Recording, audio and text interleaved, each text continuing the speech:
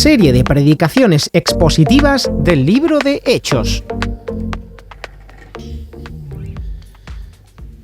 Señor, queremos como iglesia darte las gracias por la oportunidad, Señor, que tenemos de contribuir con las cosas que tú previamente nos has prestado, Señor, a la extensión de tu reino, a tu obra, a tus propósitos. Gracias, Señor, porque la ofrenda es una oportunidad, Señor, para demostrar nuestra fidelidad y nuestro amor y nuestra dependencia de ti. Señor, no solamente con nuestros recursos materiales, sino también con nuestro tiempo, con los dones que tú has puesto en nosotros, con nuestras capacidades, Señor. Y queremos pedirte que tú pongas en nosotros esa generosidad, esa humildad, Señor, y esa dependencia de ti, Señor, para que no confiemos en las riquezas materiales, no confiemos en el dinero, Señor, para que nos aporte seguridad, sino que seas tú, Señor, el que nos dé seguridad y el que nos ayude a ser desprendidos, Señor, entendiendo que es un privilegio el ser usados por ti para contribuir también al sostenimiento de otros, Señor. Así que danos sabiduría a la hora de manejar también como iglesia estos recursos, Señor. Ahora queremos poner este tiempo también de la exposición de la palabra en tus manos para pedirte que tú abras nuestro corazón, Señor, que tú quites de nuestra mente cualquier cosa que pueda distraernos, que pueda estorbar. Ayúdanos, Señor, a pasar por tu palabra, Señor, con todos los sentidos puestos en cómo aplicarla a nuestra vida, porque si tu palabra no nos cambia, Señor, no sirve para nada. Y te pedimos que nos ayude a tener un corazón hacedor de tu palabra, Señor. Así que ayúdame, Señor, en la exposición de este mensaje. Señor, permite que toque el corazón, Señor, de los que escuchan, que produzca un cambio en nuestras vidas. Y también te pido por el tiempo que van a tener los niños, si hay, Señor, que tú también bendigas la escuela dominical, Señor, en esta iglesia y te damos las gracias también por ella, Señor, porque podemos confiar en que nuestros hijos están recibiendo también el alimento espiritual tan necesario, Señor. Gracias por este privilegio y, Señor, que este tiempo sea de bendición y te glorifique a ti, Señor. Gracias por tu palabra, en el nombre de Jesús. Amén.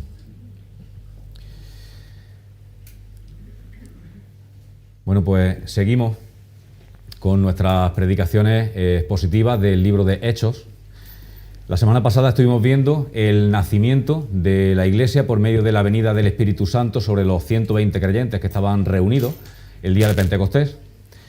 Y después de eso, Pedro, lleno del Espíritu Santo, se dirigió a la multitud que se agolpó allí para ver qué es lo que estaba pasando.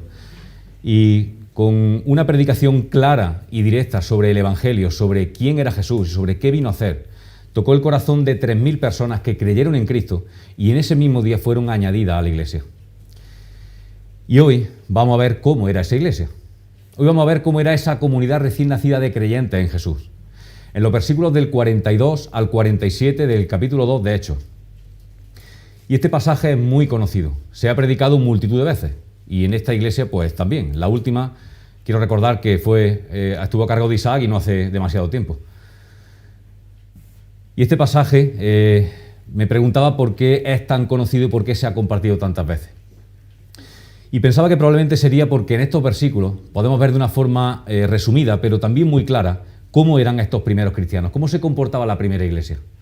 Y estoy seguro de que todos nosotros, cualquier cristiano, cuando leemos estos versículos, no tenemos más remedio que enamorarnos de esta iglesia y desear pertenecer a ella. Pertenecer a una iglesia con estas características. Todos desearíamos que nuestra iglesia se pareciera lo máximo posible a la iglesia descrita en estos versículos. Por eso vamos a leerlos y quiero que mientras los leemos nos imaginemos cómo sería pertenecer a una comunidad, a una iglesia así. Dice Hechos 2 del 42 al 47. Dice, se mantenían firmes en la enseñanza de los apóstoles, en la comunión, en el partimiento del pan y en la oración. Todos estaban asombrados por los muchos prodigios y señales que realizaban los apóstoles. Todos los creyentes estaban juntos y tenían todo en común. vendían sus propiedades y posesiones, compartían su bien entre sí según la necesidad de cada uno, no dejaban de reunirse en el templo ni un solo día.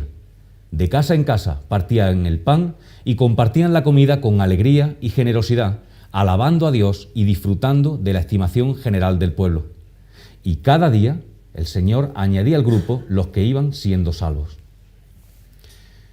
¿Verdad que nos gustaría trasladarnos en el tiempo y pertenecer a esta iglesia? Y si no te gusta viajar en el tiempo, pues por lo menos que esta iglesia fuera como la que se describen en estos versículos. Desde luego era una iglesia ejemplar. No era una iglesia perfecta, porque estaba formada por seres humanos imperfectos, pecadores, pero era una iglesia ejemplar. Una iglesia que aún no había sido afectada o adulterada por los problemas de convivencia, por el egoísmo, por el orgullo, por la falsa enseñanza. Por eso he titulado esta predicación Características de una iglesia ejemplar. Y para organizar mejor la exposición he utilizado la división que hace John MacArthur de este mensaje en los siguientes puntos y apartados. Según esta división podemos ver cómo los miembros de esta primera iglesia cumplieron con unos deberes espirituales. Era una iglesia que perseveraba en la doctrina de los apóstoles, en la comunión unos con otros, en el partimiento del pan y en la oración. Así que vamos a ver que era una iglesia bíblica, que era una iglesia de comunión, que era una iglesia centrada en Cristo y que era una iglesia de oración. Haciendo esto manifestaron así un carácter espiritual. Y vamos a ver que esta iglesia era una iglesia que inspiraba temor, una iglesia milagrosa, una iglesia participativa y una iglesia alegre. Y como el resultado de todo esto fue una gran influencia espiritual en su entorno, y como esta iglesia era una iglesia atractiva y una iglesia creciente. Así que vamos a ver en primer lugar estos deberes espirituales. Dice que se mantenían firmes en la enseñanza de los apóstoles, en la comunión, en el partimiento del pan y en la oración. En este versículo podemos ver de una forma clara los 4 pilares sobre los cuales se debe sustentar una iglesia sana, una iglesia que quiera cumplir con los propósitos del Señor. Esta comunidad se mantenía firme en la palabra, en la comunión, en el partimiento del pan y en la oración. Pero lo primero que dice es que perseveraban, que se mantenían firmes. Y esto apunta al fervor, a la dedicación de estos primeros convertidos al cristianismo.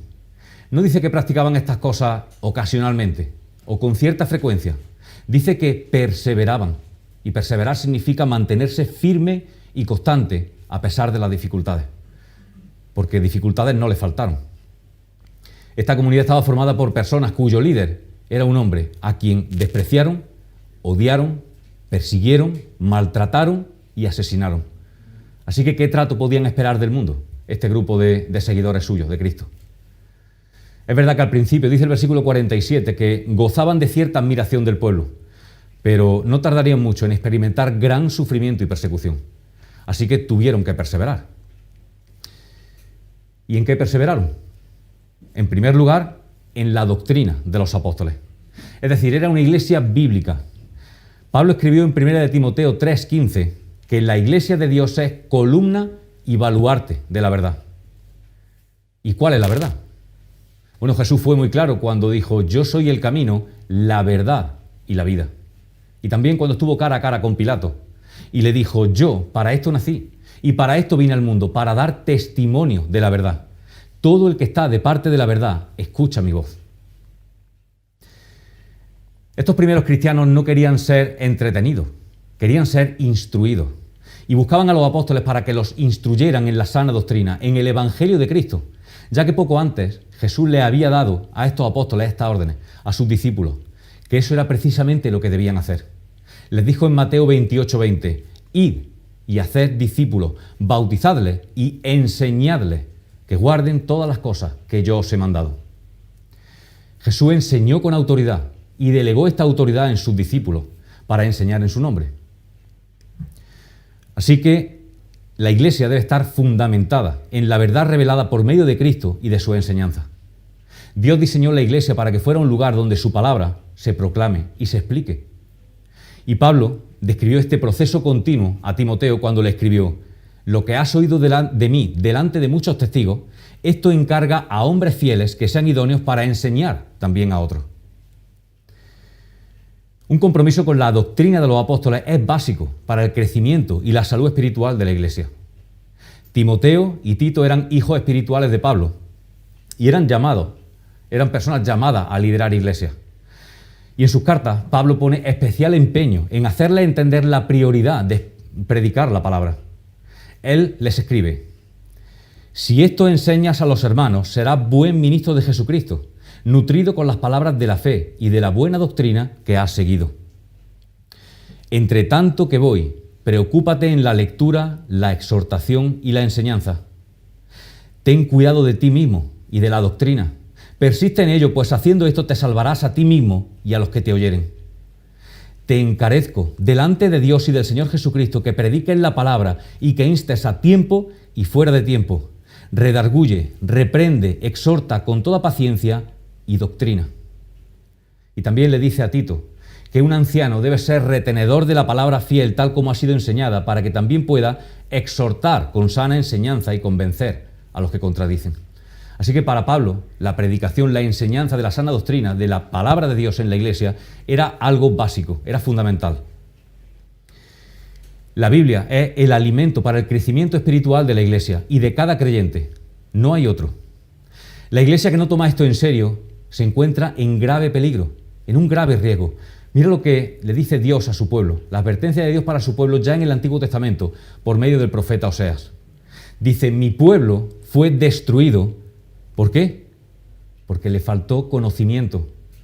En nuestras manos está que no nos falte conocimiento. Cada uno tenemos la palabra de Dios al alcance de nuestra mano cada día. La iglesia no puede actuar en base a la verdad que nos enseña. Los creyentes no pueden vivir según principios que no han aprendido. Si queremos parecernos a esta primera iglesia, lo primero que debemos hacer es cuidar de que la enseñanza que se predica desde aquí sea fiel a la palabra de Dios. Pero no menos importante es cuidar cada uno y cada día de alimentarnos de la palabra de Dios. Un creyente debería considerar como un día desperdiciado aquel en el que no aprende algo nuevo o se enriquece mediante la verdad de la palabra de Dios. Así que reflexiona. Y esto va a salir en cada punto, porque quiero que reflexionemos sobre la forma de aplicar lo que vamos viendo a nuestra vida particular y a nuestra vida de iglesia. ¿Estás contribuyendo con tu lectura y estudio diario de la Biblia a ser como esta primera iglesia? ¿Perseveras cada día en la palabra de Dios? ¿Estás preparado doctrinalmente para presentar defensa con argumentos sólidos ante cualquiera que te pregunte por tu fe? Estos primeros cristianos también perseveraban, en segundo lugar, en la comunión. La comunión es el deber espiritual que tenemos los creyentes de estimularnos a la santidad y a la fidelidad. Y se expresa de manera más específica en todo eso unos a otros que hay por el Nuevo Testamento. 59 unos a otros que evidencian la comunión.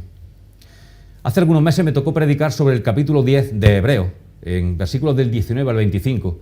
Y en este pasaje había uno de esos unos a otros que dice: preocupémonos los unos por los otros a fin de estimularnos al amor y a las buenas obras. Y esto es precisamente lo que estaban haciendo estos primeros cristianos. En esto perseveraban. El significado básico de comunión, en griego koinonia, es tener en común. Los creyentes, cuando entregamos nuestras vidas a Cristo en arrepentimiento y fe, cuando somos hechos hijos de Dios, pasamos a tener en común, como dice Efesios 4, del 4 al 6, pasamos a tener en común un mismo cuerpo, la iglesia, un mismo espíritu, el Espíritu de Cristo, el Espíritu Santo, una misma esperanza, un mismo Señor, una misma fe, un mismo bautismo, un mismo Dios y Padre. Así que tenemos mucho más en común entre nosotros que con nuestra propia familia de sangre. Y por supuesto tenemos mucho más en común que esas pequeñas cosas que nos separan. Somos una verdadera familia que además nos va a durar eternamente. Tu padre, tu madre, tu hijo, tu cuñado, tus primos, lo van a ser solamente durante los pocos años que duremos en este mundo. Pero esas personas que están sentadas a tu lado van a ser tu familia eternamente.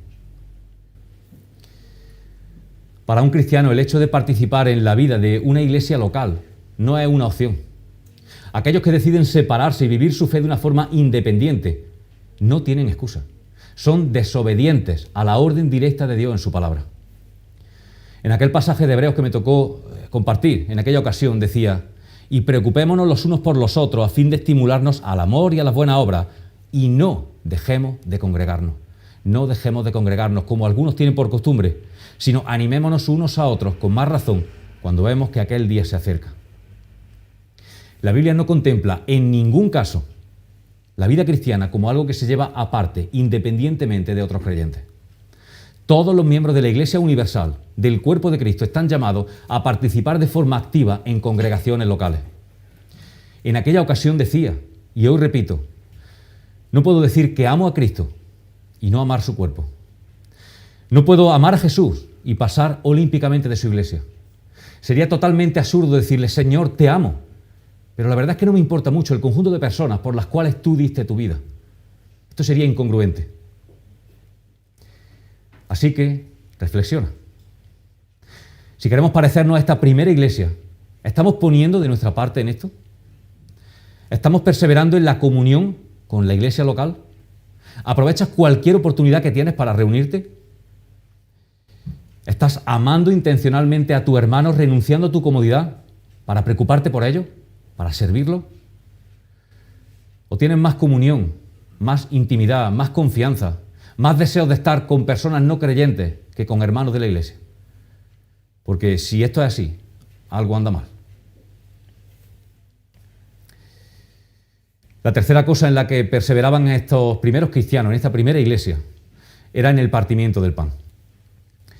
¿Y se refiere aquí a compartir las comidas en general o es más bien una referencia a la celebración de la Santa Cena? Bueno, el contexto parece indicar que es precisamente esto, la celebración de la Santa Cena, la toma de los símbolos del pan y del vino que Cristo instituyó a sus discípulos la noche antes de ser entregado. En el griego, el artículo definido el, para referirse al pan, indicaría que los cristianos participaban de el pan apartado para la institución de la Cena del Señor. Así que esto es otra cosa en la que en esta primera iglesia perseveraban, en recordar la obra de Cristo, en rendir homenaje en memoria de Él, como Él mismo ordenó. Haced esto en memoria de mí. Así que esta primera iglesia era una iglesia centrada en Cristo. Cuando celebramos la Santa Cena, como acabamos de hacer, estamos trayendo a la memoria ese maravilloso intercambio que Dios hizo al cargar a su Hijo con la culpa de nuestro pecado en la cruz y a cambio atribuirnos a nosotros su justicia y la perfección de su vida. Delante de la cruz todos somos iguales, todos somos miserables pecadores sobre los que se ha derramado la gracia de Dios. Da igual de dónde vengas, da igual cómo haya sido tu vida, qué cosas tan horribles hayas hecho o qué vida tan perfecta hayas tenido. Todos somos incapaces de alcanzar la salvación por nuestros propios medios y todos necesitamos el perdón y la restauración que Dios ofrece por medio de la cruz de Cristo. Por eso la participación del pan y del vino requieren examen personal, confesión y arrepentimiento por nuestro pecado, y esto purifica la iglesia. Así que reflexiona. Si quieres que esta iglesia se parezca a aquella, ¿estás haciendo tu parte en esto? ¿Estás participando de la Santa Cena con la actitud correcta, humillado y agradecido realmente por este sacrificio, por este regalo? ¿O se ha vuelto para ti una rutina, una costumbre de cada culto de domingo y mientras se reparten los símbolos estás pensando en quién sabe qué? A veces cuando me ha tocado presidir he pedido que proyectaran aquí imágenes muy duras de la pasión y de la muerte de Cristo mientras repartíamos el pan y el vino. Y es precisamente por ese motivo, para que nos ayudara a tomar conciencia de qué estamos celebrando, de qué estamos recordando realmente. Y la cuarta cosa en la que perseveraban estos primeros cristianos era en la oración. La primera iglesia perseveraba en la oración, participaban en ella con entusiasmo, con persistencia. Y no voy a profundizar en esto, porque ya en mi última predicación elegí precisamente este tema para extenderme por más de 50 minutos. Jesús prometió en Juan 14, versículos del 13 al 14, «Todo lo que pidiereis al Padre en mi nombre, lo haré, para que el Padre sea glorificado en el Hijo. Si algo pidiereis en mi nombre, yo lo haré». Y la iglesia primitiva tomó esta promesa como la fuente de la provisión de Dios para todas sus necesidades, e incesantemente buscaban la ayuda del Señor. Y una cosa importante, las oraciones a las que aquí se refiere no son solamente de creyentes individuales, sino precisamente principalmente oraciones como iglesia, oraciones de toda la iglesia. Mientras preparaba la predicación, leía una definición que hizo Charles Spurgeon sobre la oración y me gustaba mucho y quería compartirla con vosotros. Él dijo: «La oración es el fino nervio que mueve los músculos de la omnipotencia». La oración es el fino nervio que mueve los músculos de la omnipotencia. Tú puedes ser fuerte, tú puedes ser muy fuerte, puedes ser la persona más fuerte del mundo, pero si tu sistema nervioso no funciona, tus músculos serán inútiles, no te sirven para nada. Bueno, pues Dios es todopoderoso, Él es omnipotente, Él es soberano, Él puede actuar cuando y como quiera, pero Él ha decidido poner en funcionamiento su poder por medio de las oraciones de su pueblo. Él nos da el privilegio de mover esos músculos de la omnipotencia por medio de nuestras oraciones. ¿No te parece increíble? Por desgracia, en la actualidad la oración está muy descuidada en la Iglesia, y la nuestra no es una excepción. Programas, conciertos, actividades atraen muchedumbre, pero las reuniones de oración solamente atraen a unos pocos fieles, a veces ni siquiera el 10% de los miembros. Y no estoy hablando de números en general, estoy hablando de números de esta Iglesia. Esta es sin duda una de las razones de la debilidad de la Iglesia contemporánea. Hemos olvidado esos mandamientos de la Biblia, de orar en todo tiempo, de dedicarnos a la oración, de orar sin cesar. Así que reflexiona. Si quieres que esta iglesia, tu iglesia, se parezca a esta primera comunidad, tómate en serio esto de perseverar en la oración. Y no solamente de forma individual, sino como iglesia. Tenemos multitud de oportunidades a lo largo de la semana. Tenemos reuniones por Zoom para poder conectarnos en diferentes días a diferentes horarios. Tenemos reuniones presenciales, tenemos reuniones conjuntas, aquí, una vez al mes. Así que siento decirte que si no te reúnes para orar, es porque no quieres. Aunque hay 2000 años de distancia con aquella iglesia, en sus reuniones y cultos de adoración había los mismos elementos que los nuestros. Enseñanza de la palabra, comunión, partimiento del pan o celebración de la Santa Cena y oración. La mayor diferencia que podemos ver entre aquella iglesia y la de hoy día es que aquellos cristianos perseveraban en estas cosas cada día. Sentían verdadero fervor y pasión por Cristo y lo demostraban a través de estos 4 pilares, a través del cumplimiento de estos deberes en la iglesia, que producían a su vez un carácter espiritual. Este es el segundo punto de esta mañana, el carácter espiritual. Dice, todos estaban asombrados por los muchos prodigios y señales que realizaban los apóstoles. Todos los creyentes estaban juntos y tenían todo en común. Vendían sus propiedades y posesiones, compartían sus bienes entre sí según la necesidad de cada uno. No dejaban de reunirse en el templo ni un solo día y de casa en casa partían el pan, compartían la comida con alegría y generosidad, alabando a Dios. Así que en primer lugar vemos que esta era una iglesia que inspiraba temor. Dice que todos estaban asombrados, o como traduce la Reina Valera, que sobrevino temor a toda persona. Y ese temor o asombro es la traducción de la palabra griega phobos, y se refiere a ese miedo sagrado relacionado con la sensación de la presencia divina. Temor reverencial. Describe el sentimiento que alguien experimenta cuando es consciente de la presencia cercana de Dios. La vida de esta iglesia primitiva era tan genuina, tan verdadera y espiritualmente poderosa, que a toda persona, tanto dentro como fuera de la comunidad, les sobrevino esta sensación de temor.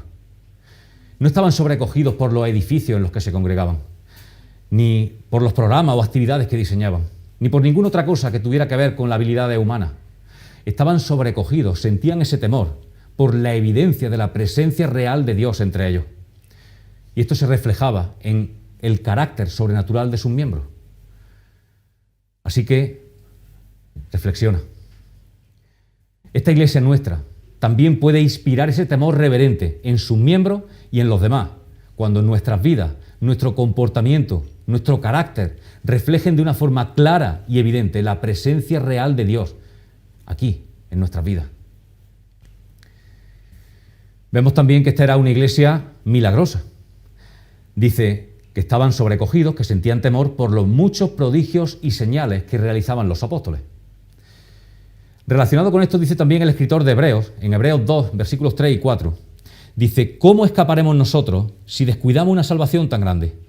La cual, habiendo sido anunciada primeramente por el Señor, nos fue confirmada por los que oyeron. Se está refiriendo a los apóstoles. Testificando Dios juntamente con ellos con señales, prodigios y diversos milagros. La capacidad de realizar milagros no fue dada a todos, sino que estaba limitada a los apóstoles y a sus seguidores más cercanos. Jesús dio a los apóstoles la autoridad, la capacidad de realizar milagros y ellos ejercieron este poder. Y el resultado de estos prodigios, de estas señales, fue doble. Los creyentes eran conscientes de la presencia real, de la presencia sagrada de Dios entre ellos. Y los no creyentes, por cientos, a veces por miles, rindieron su vida a Cristo en arrepentimiento y fe y fueron agregados a la iglesia. Dios respaldó la predicación de los apóstoles con milagros para confirmar que ellos eran realmente sus mensajeros. Pero con el paso de la era apostólica y la finalización del canon de las Escrituras, la necesidad de esas señales sobrenaturales para probar la veracidad del testimonio terminó. Hoy en día podemos determinar quién habla en el nombre de Dios al comparar su enseñanza con la revelación de Dios en la Escritura, en la Biblia. Con esto no quiero decir que los milagros ya no existan, ni mucho menos. Dios puede, ¿por qué no?, usar ocasionalmente a personas llenas del Espíritu Santo para ser agentes de estos milagros, aunque no es lo habitual. Lo que sí es habitual es que Dios realice constantemente milagros en respuesta a las oraciones de su pueblo. De hecho, creo que el más grande de los milagros que Dios hace, y lo hace actualmente y lo hace cada día, es la transformación de pecadores rebeldes, de enemigos de Dios, en su Hijo amado, en personas que experimentan una transformación integral, de dentro hacia afuera, por la acción del Espíritu Santo para ir convirtiéndolas más y más en personas parecidas a Jesús. Así que, reflexiona. ¿Queremos experimentar el poder y los milagros de Dios y que otros puedan ser conscientes del poder de Dios a través de esta iglesia? Perseveremos en oración, como decíamos hace un momento. Y busquemos ser llenos del Espíritu Santo, como veíamos la semana pasada. Quizá el Señor está esperando hacer cosas increíbles por medio de nosotros y en medio de nosotros. Vemos también que era una iglesia participativa y generosa. Dice que estaban juntos y que tenían todo en común, que vendían sus propiedades y posesiones y compartían su bien entre sí según la necesidad de cada uno, que no dejaban de reunirse en el templo ni un solo día y que de casa en casa partían el pan y compartían la comida. En estos primeros tiempos, antes de que las contiendas provocadas por los egos, por las divisiones, las falsas enseñanzas, afectaran a la iglesia, todos los que habían creído estaban juntos. No solamente tenían unidad espiritual, sino que experimentaban una unidad práctica. Pero algunos en esta primera comunidad de cristianos habían perdido sus propiedades o sus recursos precisamente por esto, por haber hecho profesión de fe en Cristo. A esto se refiere el escritor de Hebreos también en el capítulo 10, cuando dice: recordad aquellos días pasados cuando vosotros, después de haber sido iluminados, sostuvisteis una dura lucha y soportasteis mucho sufrimiento, os visteis expuestos al insulto y a la persecución, os compadecisteis de los encarcelados, y cuando a vosotros os confiscaron vuestros bienes, lo aceptasteis con alegría. Esto se refiere a muchos a los que se les quitó todo lo que tenían por convertirse a Cristo. Pero es que había otros que simplemente ya eran pobres de antes y necesitaron ayuda desde el principio. Y mucho cuidado con interpretar estos versículos de una forma errónea. Que tuvieran todo en común, que tuvieran todas las cosas en común no significa que esta primera iglesia funcionara como si fuera una comuna. El modelo de Dios para su iglesia no es el de una comuna, es el de una familia, el de un cuerpo, en el que todos los miembros cuidan unos de otros y proveen para las necesidades unos de otros. Así que esto no era una forma primitiva de comunismo, como dicen algunos. Ni vendieron todo lo que tenían y juntaron lo recaudado en una olla común. Lo que realmente ocurrió fue que vendieron sus propiedades personales según los recursos y la generosidad voluntaria de cada uno y repartían lo obtenido según las necesidades específicas que había. La aspiración de estos primeros cristianos fue abolir la pobreza, de modo que los necesitados como una clase social desapareciera, ya no existiera más entre ellos. Mira lo que dice en Hechos 4, un poco más adelante, cuando vuelve a hacer referencia a cómo funcionaban en este sentido. Dice: todos los creyentes eran de un solo sentir y pensar. Nadie consideraba suya ninguna de sus posesiones, sino que las compartían. La gracia de Dios se derramaba abundantemente sobre ellos, pues no había ningún necesitado en la comunidad. ¿Nos parece maravilloso? No había ningún necesitado en la comunidad. Quienes poseían casas o terrenos los vendían, llevaban el dinero de las ventas y lo entregaban a los apóstoles para que se distribuyera a cada uno según su necesidad. Lucas no hace ninguna referencia a que nadie vendiera todas sus posesiones, Sin embargo, sí alude al establecimiento de un fondo general, administrado inicialmente por los apóstoles, y gracias al cual los más necesitados fueron sostenidos. Y esas ventas, esas contribuciones, eran puramente voluntarias. Y esto podemos deducirlo de las palabras que Pedro le dice a Ananías en el capítulo 5. Pedro le dice: ¿cómo es posible que Satanás haya llenado tu corazón para que le mintiera al Espíritu Santo y te quedaras con parte del dinero que recibiste por el terreno? ¿Acaso no era tuyo antes de venderlo? Y una vez vendido, ¿no estaba el dinero en tu poder? ¿Cómo se te ocurrió hacer esto? No has mentido a los hombres, sino a Dios. Así que Ananías y Safira pecaron, pero no pecaron por negarse a participar con todo el dinero de la venta de sus posesiones, porque esto era voluntario. Pecaron por mentir. Hemos visto que esta era una iglesia participativa y generosa porque participaban con sus recursos materiales. Pero esa colaboración no estaba limitada solamente a lo material, sino que también incluía lo espiritual. Dice que no dejaban de reunirse en el templo ni un solo día. Estos primeros cristianos tenían todo el derecho de seguir usando el templo, porque Jesús había dicho que era la casa de su Padre. Probablemente se reunían en los patios del templo, en el área conocida como el Pórtico de Salomón, por las referencias que vemos después en Hechos 3 y en Hechos 5. Y sabemos que hasta el capítulo 21, versículo 26, al menos, seguían usando el templo. En este versículo se dice cuando Pablo entró a purificarse y a hacer una ofrenda para testimonio público de los judíos. Y puede que siguieran usando el templo incluso hasta el año 70, hasta el año en que los romanos arrasaron la ciudad y destruyeron el templo. Estos primeros cristianos tuvieron que sufrir la hostilidad de los líderes judíos, pero aún así pudieron seguir usando el templo y acudiendo al templo cada día. Ellos se consideraban a sí mismos judíos que habían visto el cumplimiento de la Escritura en el Antiguo Testamento mediante la vida, la muerte y la resurrección de Cristo, del Mesías prometido. Pero los momentos de hermandad y comunión no se limitaban solamente a su reunión en el templo, como la mayoría de iglesias nos pasa hoy día, sino que también tenían reuniones en sus propias casas, en las que celebraban cultos de adoración, por la referencia que hace al partimiento del pan, aludiendo a la Santa Cena. Y también tenían comidas informales, habla de comida común, comidas en las que disfrutaban de la compañía, la hospitalidad y la generosidad unos de otros. Lucas compara la unidad y la armonía que tenían los creyentes en el templo con su solidaridad y su hospitalidad, reuniéndose en las comidas comunes en sus hogares privados. Esta primera iglesia era un ejemplo de lo que más tarde escribirían apóstoles como Pedro, que dijo: hospedaos unos a otros. O Pablo: vuestra abundancia supla la escasez de ellos, para que también la abundancia de ellos supla vuestra necesidad, para que haya igualdad, como está escrito: el que recogió mucho no tuvo más, ni el que recogió poco tuvo menos. O también el apóstol Juan, cuando escribió: si alguien que posee bienes materiales ve que su hermano está pasando necesidad y no tiene compasión de él, ¿cómo se puede decir que el amor de Dios habita en él? Queridos hijos, no amemos de palabra ni de labios para afuera, sino con hechos y de verdad. Así que, reflexiona. Nos encantaría parecernos a esta primera iglesia, ¿verdad? Y en cuanto a la generosidad que demostraban, estamos en el buen camino. Esta ha demostrado ser una iglesia generosa, generosa para los de afuera, implicada con la obra social, implicada con las ofrendas puntuales que se han levantado cuando hay alguna catástrofe, alguna situación urgente, y generosa para los de adentro, aportando de sus recursos para aquellos hermanos que han pasado o que están pasando por necesidad.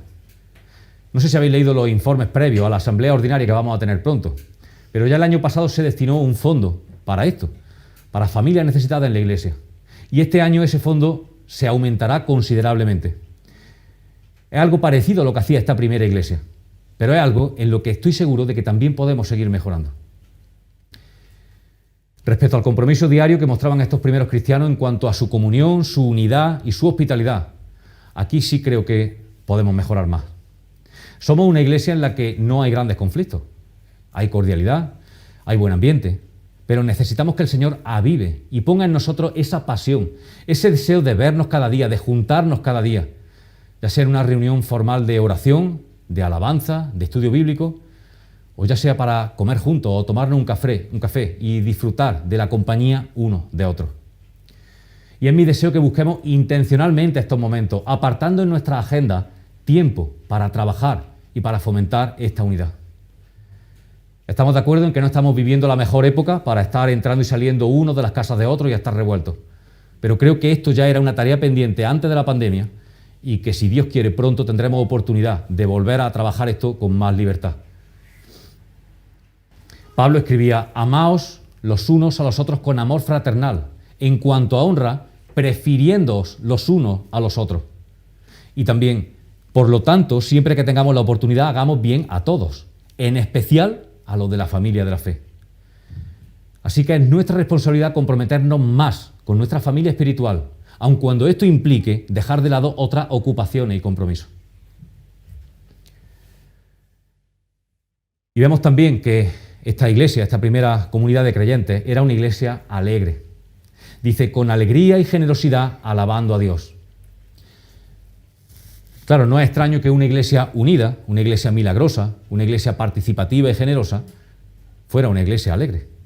La traducción Reina Valera dice en este versículo: con alegría y sencillez de corazón. Y estoy seguro de que una de las razones fundamentales para esa alegría es precisamente esa sencillez de corazón que ellos manifestaban.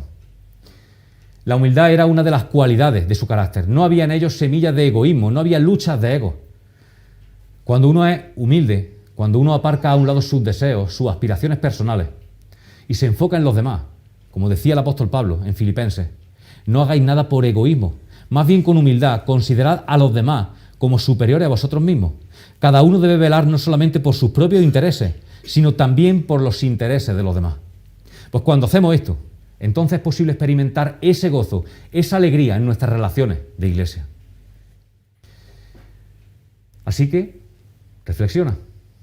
La unidad, la armonía, el gozo, esta sencillez de corazón de la que hablamos, son manifestaciones visibles del amor que Dios pone en nosotros y que espera que tengamos unos con otros. Son frutos del Espíritu Santo, que actuó en los corazones y vidas de los primeros cristianos y que puede hacer lo mismo en nuestras vidas, en la medida en que se lo permitamos y lo busquemos. Aquí está la clave de lo que veíamos la semana pasada: en no conformarnos con tener el Espíritu Santo, que no es poco, sino en buscar ser llenos de Él, para que estos frutos broten de nosotros, se nos caigan sin darnos cuenta, lo mismo que se cae el fruto maduro de un árbol. Y dice también el texto: alabando a Dios. Y es que alabar a Dios, por supuesto, también produce gozo y alegría. Aquellos que buscan su propia gloria, su propio reconocimiento, nunca van a experimentar un gozo duradero. Sin embargo, exaltar al Señor, buscar su gloria, buscar sus propósitos, esto produce verdadera felicidad. Una felicidad duradera y constante que no depende de las circunstancias. Y por último, la influencia espiritual. Hemos visto cómo estos primeros cristianos cumplían con deberes espirituales, esas disciplinas que son los 4 pilares sobre los cuales se debe sustentar la iglesia: la palabra, la enseñanza de la palabra, la comunión entre ellos, la Santa Cena, poniendo a Cristo como el centro de sus vidas individuales y de iglesia, y la oración. Y esto los llevó a demostrar un carácter espiritual. Gobernados por el Espíritu Santo, evidenciaban de una forma práctica lo que significa amarse mutuamente con el amor de Cristo. Y todo esto tuvo como resultado una influencia espiritual, una influencia en la gente que los rodeaba, en los no creyentes. Por eso era una iglesia atractiva. Dice: y disfrutando de la estimación general del pueblo. Estos primeros cristianos iban al templo cada día y vivían su fe de forma abierta, de manera que todos podían ver y experimentar sus vidas transformadas. Demostraron que eran ciertas las palabras de Cristo cuando dijo en Juan 13:35: en esto conocerán todos que sois mis discípulos, si tuvierais amor los unos con los otros. La unidad que vivían era una respuesta a la oración de Jesús en Juan 17, cuando le pedía al Padre que todos sean uno, como tú, oh Padre, en mí y yo en ti, que también ellos sean uno en nosotros, para que el mundo crea que tú me enviaste. La gente que los conocía podía ver con sus propios ojos cómo sus vidas habían sido transformadas por completo. Veían cómo se comportaban, el gozo que tenían fueran cuales fueran las circunstancias, la esperanza que hacía que irradiaran paz. Lo admiraban y muchos sentían deseos de pertenecer a esta comunidad. Así que reflexiona. Yo me pregunto, cuando la gente ve cómo te comportas, cómo hablas, cómo te relacionas con las demás personas de la iglesia, ¿crees que piensan: wow, no sé qué tendrá, pero yo quiero ser como él, yo quiero ser como ella? O no sé qué tendrán esos cristianos, pero a mí me gustaría pertenecer a esa iglesia. O más bien pueden pasar años pasando desapercibidos, sin que la gente pueda ver nada especialmente distinto en nosotros, sin que nadie sepa nada de nuestra fe.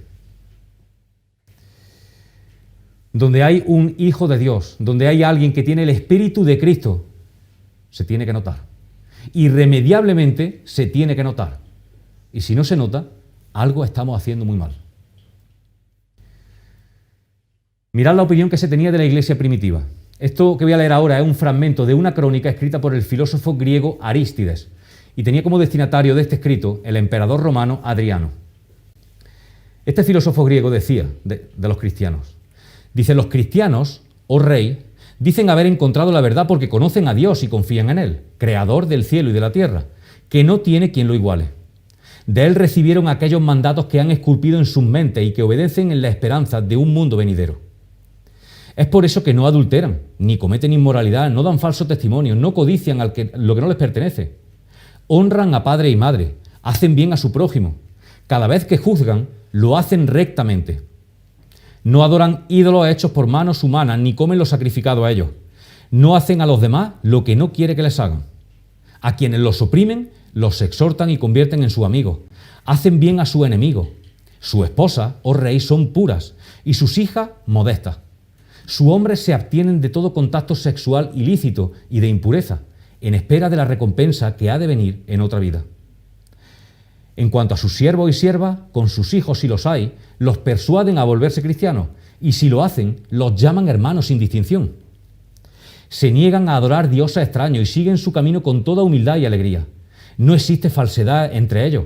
Se aman unos a otros, no se olvidan de las viudas y los huérfanos.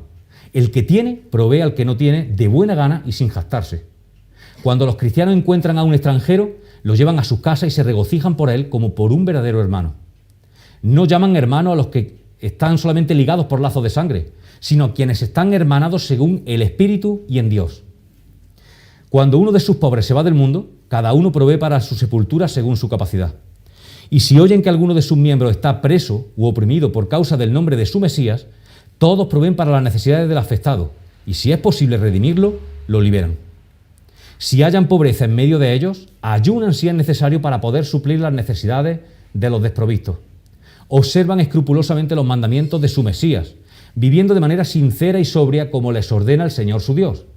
Cada mañana y a cada hora alaban y agradecen a Dios por la bondad que les brinda. Agradecen por los alimentos, por lo que beben. Si esto es lo que la gente podía ver en ellos desde afuera, no es de extrañar que fuera una iglesia atractiva, ¿verdad? Y como consecuencia inmediata fuera una iglesia creciente. Dice, y cada día el Señor añadía al grupo los que iban siendo salvos. Que era el Señor el que añadía a la iglesia a los que habían de ser salvos, como traduce la Reina Valera, nos recuerda que Dios es soberano en cuanto a la salvación. Este está entre otros muchos versículos que nos llevan a aceptar por fe que el hombre es responsable, pero que Dios es soberano. El hombre siempre tiene la opción de creer o de no creer. No tiene excusa, como dice Pablo. Pero Dios es soberano a la hora de escoger personas para la salvación. Nunca vamos a entender esto de forma completa de este lado de la eternidad. Pero es que no nos hace falta. Es que Él es Dios. Y Él le dijo a Moisés, en Éxodo 33, 19, tendré clemencia de quien yo quiera tenerla y seré compasivo con quien yo quiera serlo. O como escribía Pablo en Romanos 9, por lo tanto, la elección no depende del deseo ni del esfuerzo humano, sino de la misericordia de Dios. Así que Dios tiene misericordia de quien Él quiere tenerla y endurece a quien Él quiere endurecer. Y también Efesios 1:4 dice que fuimos escogidos desde antes de la fundación del mundo para que fuéramos santos y sin mancha delante de Él.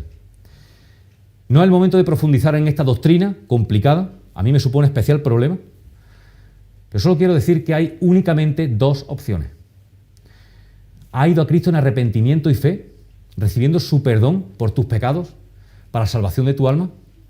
¿Estás seguro de haber sido hecho hijo de Dios, sellado con el Espíritu Santo en tu corazón? Si es así, dale cada día gracias a Dios por ello, porque es únicamente por gracia. Es un regalo inmerecido. Si por el contrario, aún no has confiado en Cristo para la salvación, todavía no has entregado tu vida a Jesús en arrepentimiento de tus pecados y aceptando su muerte en tu lugar, Pues ahora mismo que me estás escuchando, estás teniendo la oportunidad de hacerlo. Y si no lo haces, el día en que estés cara a cara con Dios, no vas a tener excusa. El Señor añadía a la iglesia los que habían de ser salvos, y eso pasaba cada día. Cada día, todos los días experimentaban el milagro de nuevas conversiones. Y no solo unos pocos cada día, a veces era por miles los que se añadían de una sola vez a la iglesia. Gracias a su testimonio público y al poder del Espíritu Santo por medio de ellos, experimentaron un crecimiento exponencial. Hoy día muchas iglesias dedican muchos recursos, mucho tiempo, esfuerzo en diseñar campañas evangelísticas, actividades dirigidas a los no creyentes, y no digo que esto esté mal, ni mucho menos. Pero lo que produjo este crecimiento espectacular en la primera iglesia fue algo tan sencillo como la obediencia de estos 4 deberes espirituales que hemos visto al principio, y el testimonio público de su fe por medio del amor que se tenían entre ellos y que tenían a los demás. Si queremos que nuestra iglesia impacte a la sociedad que nos rodea, tomemos ejemplo de esta primera comunidad de cristianos. Esforcémonos en ser como eran ellos. Esforcémonos por hacer lo que hacían ellos, y los resultados empezarán a parecerse a los que ellos experimentaron. Señor, te damos gracias por tu palabra, te damos gracias por este texto que nos pone el listón tan alto, Señor. No nos queda más remedio que cuando vemos cómo era esta iglesia, enamorarnos de cómo funcionaban, de cómo eran, pero también ver nuestras carencias, ver esas áreas en las que podemos mejorar. Señor, sabemos que eras tú, por medio de tu Espíritu Santo, en ellos, Señor, que hacía posible que ellos fueran así y funcionaran así. Y te pedimos, Señor, que el mismo Espíritu Santo que tenían ellos y que sabemos que tenemos nosotros, lo dejemos actuar, Señor, nos dejemos dirigir por Él. Ayúdanos a renunciar a nuestra individualidad, Señor, a nuestro egoísmo, para enfocarnos, Señor, en ese amor unos por otros, en ese amor hacia los demás, hacia los perdidos. Señor, y que podamos parecernos a esta iglesia ejemplar que tú dejaste, Señor, cuando te marchaste de este mundo. Señor, te confesamos que para esto te necesitamos, para que el mundo vea que tú eres el Mesías, que tú eres el Salvador. Necesitamos, Señor, que tú trabajes en nuestras vidas y que nos ayude y nos dirija, Señor.